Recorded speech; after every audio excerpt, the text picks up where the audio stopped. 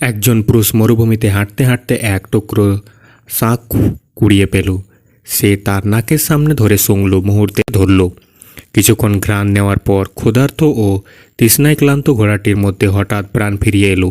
সে মানুষটিকে নিয়ে পানির খোঁজে ছুটে চলল, কিন্তু অসীম মরুভূমি আর দগ্ধকারী রোদের কারণে কিছু দূর যাওয়ার পর ঘোড়াটি ক্লান্ত হয়ে পড়ে গেল। মানুষটি অনেক চেষ্টা করেও ঘোড়াটিকে দাঁড় করাতে পারল না। ঘোড়ার হৃদয়ের দ্রুত হৃৎপিণ্ড শূন্য হতেই সে শুনতে পারল অবস্থা ভয়ানক। কোনো সাহায্য ছাড়াই মরুভূমি পার হওয়া যেন পালে তাক করে গুলি চালাল। তারপর একা একা বাঁচার আশায় রওনা দিল।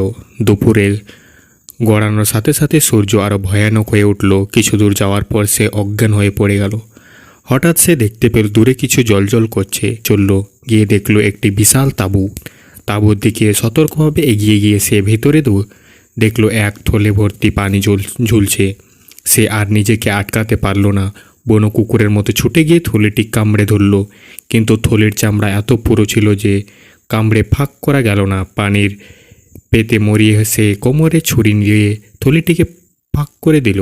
পানি মুখে পড়তে সে যেন জীবন্ত হয়ে উঠল, কিন্তু পানি টানতে গিয়ে সে ভারসাম্য হারিয়ে